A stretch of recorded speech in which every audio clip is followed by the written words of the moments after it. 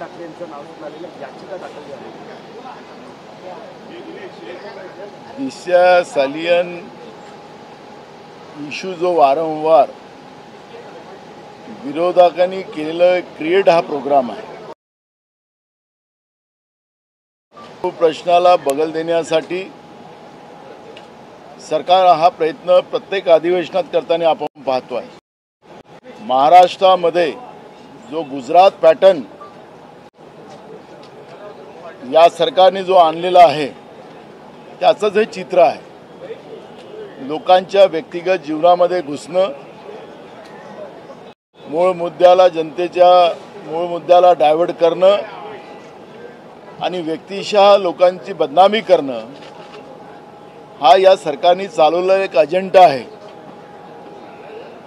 आणि म्हणून या अजेंड्याला फार काही फोकस आपण करू नका. विधानसभेत बजेट अधिवेशन आहे. या अधिवेशनामध्ये सरकारने आपलं कामकाज उरकवलं. बजेटमध्ये त्यांना विधानसभेमध्ये बजेट मंजूर करून घ्यावं लागतं. तो तिथपर्यंत कार्यक्रम बरोबर केला. पण आम्ही जे काही प्रश्न जनतेचे महाराष्ट्रातले मांडलेले होते त्या प्रश्नाला बगल देण्यासाठी यांनी चालवलेलं हे अभियान आहे. महाराष्ट्राच्या इतिहासात 293चा जो प्रस्ताव विरोधकाकडून जनतेच्या हितासाठी मांडला जातो, सरकारला त्याच्यामध्ये केलं जाते. पण त्या 293चाही प्रस्तावावर साधी चर्चा करायलाच सरकार तयार नाही. काल मोठ्या मुश्किलनं 5 प्रस्तावावर चर्चा करायची वेळ माननीय अध्यक्षांनी दिली. पण त्याच्यातून काय आखरी नाईलाजानं सरकारला तंबी देऊन तालिका अध्यक्षांनी कामकाज बंद करून टाकलं. हे सांगायचं तात्पर्य असं आहे की हे सरकार जे आहे जनतेच्या पैशाची लूट करणार आहे. विधिमंडळाच्या कामकाजामध्ये प्रत्येक मिनिटाला 45 लाख रुपये खर्च होतात. कोट्यावधी रुपये जनतेच्या प्रश्नासाठी त्यांना न्याय मिळवून देण्यासाठी हे विधानसभेचं कामकाज होते. पण सरकार गंमत जम्मतमध्ये लागलेलं आहे. सरकारला ऐशोआराम करायचं आहे, जनतेच्या पैशाची लूट करायची आहे, हे चित्र आपण पाहतो आहे. आणि म्हणून या सरकारचा जेवढा धिक्कार केला पाहिजे तेवढा धिक्कार कमी पडेल.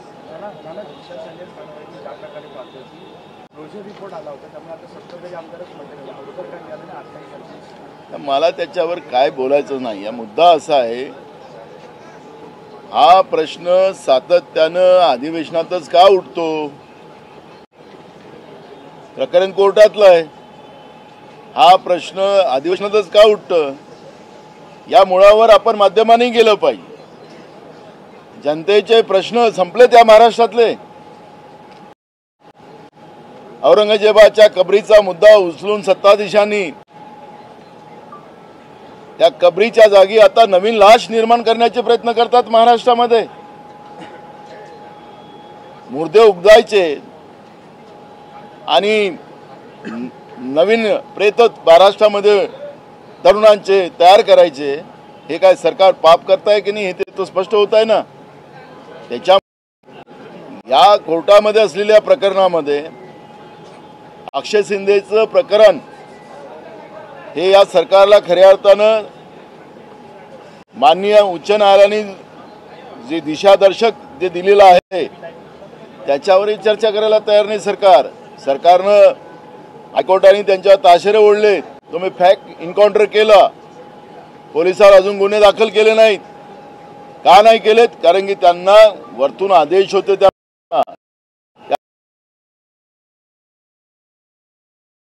पोलिसांचा आधार घेऊन पोलिसांच्या माध्यमातून गुंडागर्दी करून निर्दोष लोकांवर गुन्हे दाखल करण्याचं काम हे सरकार पाहतो आहे. हे प्रश्न महत्त्वाचे आहेत.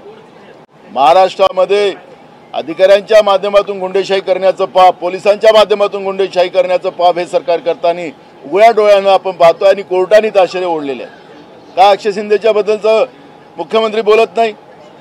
कोर्टाने ओढलेल्या ताशेऱ्याबद्दल का बोलत नाही? अनेक प्रश्न आहेत. शेतकऱ्यांना कर्जमाफी करतो म्हणून सांगितलं होतं, कुठं गेले कर्जमाफी? आणि म्हणून हे सगळे प्रश्न डायव्हर्ट करण्यासाठी दिशा सालियन सारखे असे प्रकरण विधानसभेच्या अधिवेशनात आणायचे आणि त्या माध्यमातून मुख्य मुद्द्याला डायव्हर्ट करायसाठी या पद्धतीचा प्रयत्न केला जातो. थँक्यू. यांच्या विरोधामध्ये आंदोलन सुरू झालं. तुम्ही राज्यपालांना भेट घेणार आहात? बघा, महाराष्ट्राच्या विधानसभेत विधान परिषदेमध्ये सरकार विरोधकांना बोलू देत नाही. विधिमंडळाच्या कामकाजाचं नियमावली आहे, त्या विधिमंडळाच्या नियमावलीप्रमाणे कामकाज चालू नाही. सरकार दबाव आणत आहे आणि दबावाच्या आधारावर विरोधकांना त्या ठिकाणी प्रश्न उपस्थित करायला मनाई केली जाते आणि त्यांचा आवाज दाबला जातो. लक्षवेधी लावल्या जातात, ते सत्ता पक्षाचे लावल्या जातात. प्रश्न उचलायचे असेल तर त्यांनीच उचलायचे, त्यांना पाहिजे तसं उत्तर द्यायचं. काल विधान परिषदेमध्ये मुख्यमंत्र्यांनी सांगितलं की आता कर्मचाऱ्यांना त्यांना त्यांची भूमिका मांडण्यासाठी सुद्धा आता मनाई केली जाईल, तशा पद्धतीचा कायदा आणला जाईल. काय लोकशाही महाराष्ट्रात संपलेली आहे? काय लोकशाही महाराष्ट्रामध्ये हिटलरशाही सुरू झालेली आहे? हे शाहू फुले आंबेडकरांचं महाराष्ट्र आहे, त्यांच्या विचाराचा महाराष्ट्र आहे.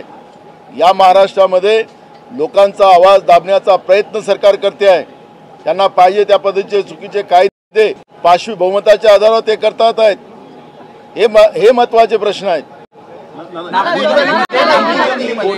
5 साल के बाद ये दिशा सालियन का मुद्दा वापस निकल कर आया है. उस वक्त हमें दिखा था बिहार इलेक्शंस था जब सुशांत सिंह राजपूत का पूरा केस सामने आया था.